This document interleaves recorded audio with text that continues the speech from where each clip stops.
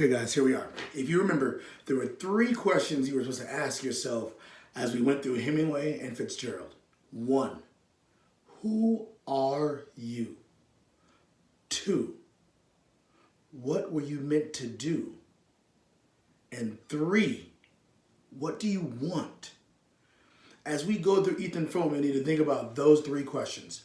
Who are you? What were you meant to do? And what do you want? Now, Santiago was successful because he knew the answer to those three questions. He went out and he went after what he wanted. But he loved and had passion for what he was doing. Therefore, win or loss, he's able to get up the next morning and dream of lions. That is why he is successful. The next one we read was The Great Gatsby. Now, we know that he had a dream that would have made him a great Gatsby with the inclusion of his father and his steps to greatness. But it is what preyed upon him. Our materialism, our institutionalized idea of success in this country, which ends up destroying any form of greatness he could have achieved. Now, if you remember, the first text was what I hope you guys will all do. Live impassioned lives where you go out and you go for what you want. And win or lose, you know that you lived an extraordinary existence because you know who you are. You know what you want. And you're doing what you were born to do. Now, in the second text, in Gatsby, I got to give him credit. At least he gave it a shot. But because he bought into the materialism and our idea of success we manufacture within our society, it ultimately led to his destruction. But at least he tried. This last text, Ethan Frome, is my last gift to you. It is quite honestly what I fear most for each and every one of you. And that is that you will do nothing. Ethan does nothing. You are all very intelligent, cerebral people. And sometimes our most intelligent, cerebral people live solely in here. And no actions ever happen. And therefore, their life is not really lived. So in the context of this story, there's a couple things you have to understand. First of all, this story takes place in a place called Starkfield, Massachusetts. It is stark. It is dreary. Ethan Frome doesn't even have the words to articulate what he feels. So, Edith Wharton has to give him the ability to speak. So what she does is we have a novel within a novel. At the very beginning, this introduction that I told you about, you're going to have a person that comes into Starkfield who's struck by the story of Ethan Frome. He has to understand what happened in this smash up that has led to this destructed human being. Now, Chapter 1 begins with the actual flashback to Ethan Frome being a young man and what led to his ultimate destruction. Now you have to know, which some of you will forget, at the beginning, Edith Wharton has already told you Ethan Frome survives. We forget that sometimes. But his surviving is actually worse than death because he's frozen in a life that he has never lived and will never actually live. So as we begin this tale, I need you to remember that. Also, you need to remember there's ellipses all over the text. So here's the thing. Edith Wharton believes it's not what we actually say that defines our lives. It's what we don't say at all. Our lives are actually told within the gaps. Now that's very interesting. Let's think about this for a second. You have all of this story that we're living right now. But think about all the words you didn't say. That time you sat next to that special someone and you didn't say anything. And therefore nothing happened. That time when you could have stood up for what you believed in. And you said nothing. Now, here's the thing, and I find this very interesting because you know I love movies. And there's this movie, I can't even remember the name of it. I think it's like an early 2000s movie. And I'm embarrassed to say it's starring Jennifer Lopez, so don't look up the movie. But there's this scene where George Clooney's talking to Jennifer Lopez, and he talks about how we sometimes pass someone in the street. And we do this a million times a day, so like, but something about that moment makes it different. And you can't get that person out of your mind. You think about them for the whole rest of the day. And you keep thinking about them that, what if? What if? Now, in the context of that movie, there lies Ethan Frome. The purpose of this tale is to help you to not live the what if. The reason I read this story last is because this is the greatest tragedy. Not Jay Gatsby dying, but at least trying. It's Ethan Frome living, but never saying what he had to say. Okay, so let's begin. So, if you look at the book, and hopefully you've opened up the link here, I'm gonna open mine. Our tale begins. I had the story bit by bit from various people, and as generally happens in such cases, each time it was a different story. So right there within the context, whoever is telling us this story is telling us they don't have the truth. What is the truth? Who am I? And who are you? It can be a different perspective depending upon who's looking at it. To my son, I'm one person. To you, I'm another. To my wife, I'm another. To my friends, I'm another. So my story told through each of those lenses will be drastically different. So she's already telling you from the very outset, the very first sentence, that this tale is just pieced together. It's just one version of the truth. If you know Starkville, Massachusetts, you know the post office. If you know the post office, you must have seen Ethan Frome drive up to it, drop the reins on his hollow-backed bay, and drag himself across the brick pavement to the white colonnade. And you must have asked who he was. It was there that, several years ago, I saw him for the first time, and the sight pulled me up sharp. Even then, he was the most striking figure in Starkville, though he was but the ruin of a man. It was not so much his great height that marked him, for the natives were easily singled out by their lank longitude from the stockier foreign breed. It was the careless, powerful look he had. In spite of a lameness, checking each step like the jerk of a chain, there was something bleak and unapproachable in his face, and he was so stiffened and grizzled that I took him for an old man and was surprised to hear that he was not more than 52.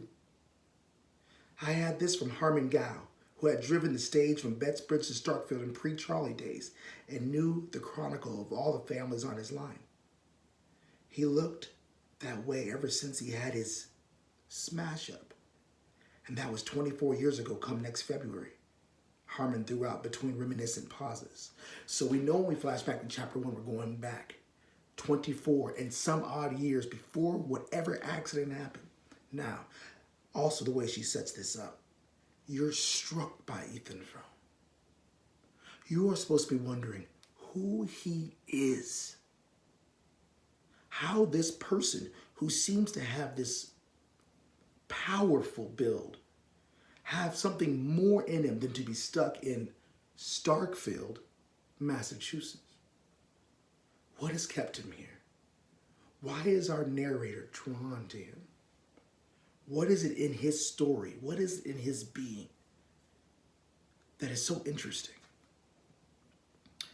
The smash up It was, I gathered, from the same informant, which, besides drawing the red gash across Ethan Frome's forehead, had so shortened and warped his right side that it cost him a visible effort to take a few steps from his buggy to the post office window.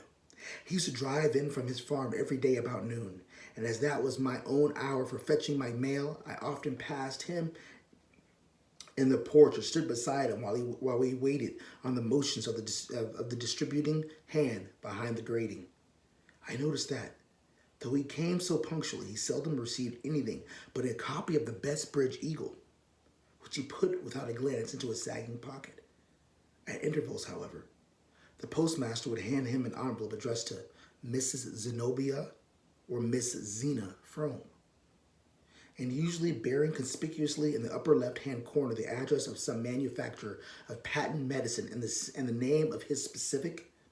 These documents my neighbor would also pocket without a glance, as if too much used to them to wonder at their number and variety, and would then turn away with a silent nod to the postmaster. So think of these things that Edith Wharton is sprinkling in. So this man is married to this woman named Zenobia or Zena.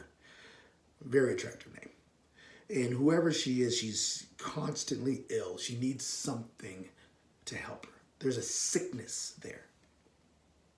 Everyone in Starkville knew him and gave him a greeting tempered to his own grave mien. But his taciturnity was respected, and it was only on rare occasions that one of the older men of the place detained him for a word. When this happened, he would listen quietly, his blue eyes on the speaker face, and answer in so low a tone that his words never reached me. Then he would climb stiffly into his buggy, gather up the reins in his left hand, and drive slowly away in the direction of his farm. It was a pretty bad smash-up, I questioned Harmon. Now remember, our first narrator is Harmon Gow. The person listening is solely telling us what Harmon Gow said. So we're going to get this story at the beginning from bits and bits of different human beings. You have to keep track of that to understand what's going on. So it was a pretty bad smash-up, he questions Harmon Gow, looking after Frome's retreating figure and thinking how gallantly his lean brown head with its shock of light hair must have sat on his strong shoulders before they were bent out of shape. Worst kind, my informant assented. More than enough to kill most men, but the Fromes are tough. Ethan will likely touch 100. Good God, I exclaimed. At the moment, Ethan Frome, after climbing to his seat, had leaned over to assure himself of the security of a wooden box, also with the druggist label on it, which he had placed in the back of the buggy, and I saw his face as it probably looked when he thought himself alone. That man touch 100? He looks as if he was dead and in hell now. I got goose pimples because I love Edith Wharton. This man looks as if he's in hell now. He's but 52. So that tells us that's 48 years more of living in the hell that he has lived in. What is this smash-up? Why is his life so horrible that it can only be likened to hell? Who is this figure and why have they done nothing to change what's happening? Now, you also have to get Edith Wharton was a little bit scared when she wrote this text. If you read any writings that she's written about it. The thing is, she was fearful because the people of Starkville, Massachusetts, the people of the Northeast are hardworking farm people. They don't have the words to put into poetry what needs to be put in to understand Ethan Frome. So when you hear Harmon Gow, he speaks in vernacular. He says worst kind, which is worst kind, right? So she's trying to show you that the people around aren't very intelligent. But she was very cognizant of that, and she was fearful that this text would read almost like going to the zoo, per se, meaning the people of Starkville being so interesting. When you go to the zoo, you look at the exotic animals, you say, ooh, look at that. She didn't want this to happen to the people of Starkville. She wanted to give poetry to their lives, poetry to this. But to do that, she had to bring in a visitor, somebody of intelligence, to tell the tale. Now, I will say that when you read her stuff, she does talk about that a lot and how she was very uncertain as to how it would be received. I think it plays out very well. You have to think for yourself. But the interesting part is these people, she doesn't allow them to speak for themselves because honestly, Harmon Gow's not going to say, so we beat on, boats against the current, ceaselessly borne back into the past. I mean, that's F. Scott Fitzgerald, right? And that is how he used, Nick Carraway went to Yale and studied literature. So that's how, in writing, so that's how he's able to piece those words together. It has to make sense. Santiago's not going to say, so my boats beat on, ceaselessly into the past. He's going to say, man is not made for defeat. Short, precise. Words of a humble fisherman. So Harmon Gow says, was kind. But then the author, the speaker says, that man touch 100? The speaker speaks of his crippled back and the way he drags himself across the floor. The speaker wants to know the story so that we can therefore have poetry within the story. So never forget that. He's going to interpret what Ethan says.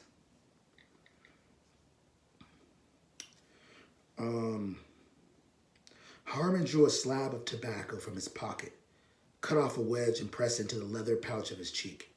Guess he's been to Starkville too many winters. Most of the smart ones get away. Never forget those words. Most of the smart ones get away from Starkville. It's bleak, it's stark, right? So if you're thinking about, remember, if you're thinking about setting, the first one we have set in Cuba. The second one we get East Egg, West Egg in the Valley of the Ashes. And she, and Edith Wharton, gives us a stark feel. It's so stark and gloomy. It's not a place that anything living can grow.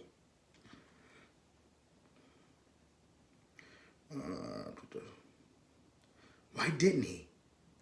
Somebody had to stay and take care of for the folks. They weren't ever anybody but Ethan. First his father, then his mother, then his wife. So he's always been the caretaker. His father, mother, then wife. And then the smash up? Harmon chuckled sardonically. That's so. He had to stay then. I see. And since then they've had to care for him?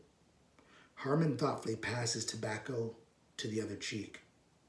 Oh, as to that, I guess it's always Ethan done the caring. So even after his accident, he was stuck caring for others. Now, at what point are we as human beings forced to care for ourselves? You know, it's very interesting when you get on a plane and the oxygen masks come on. I'm sitting next to Everett. Who am I supposed to put the mask on first? Some of you might be thinking, of course, Mr. T, put it on Everett. No. We're told to put the masks on ourselves first, because only then can we save others.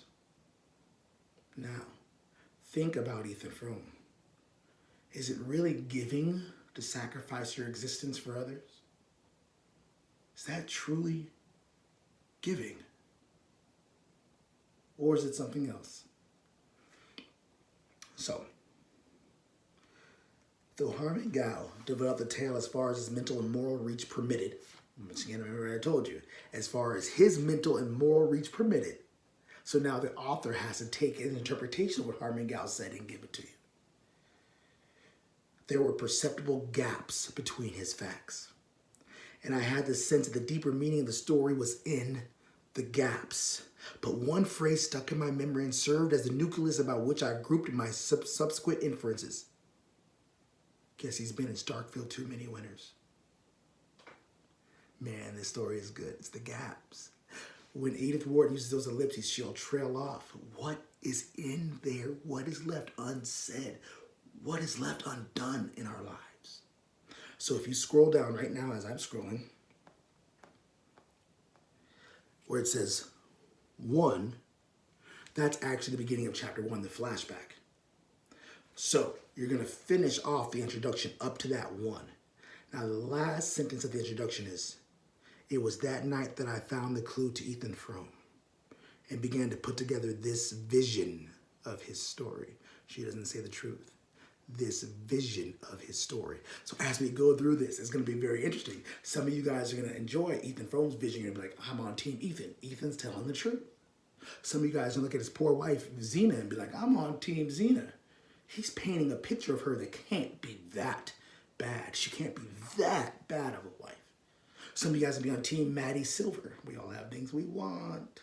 Remember, Old Man in the Sea. Ethan's sea is Starkfield. His fish, I'm sorry for you, for those romantics of you, is not his wife. It's Maddie Silver. That thing that he wants. She's even silver.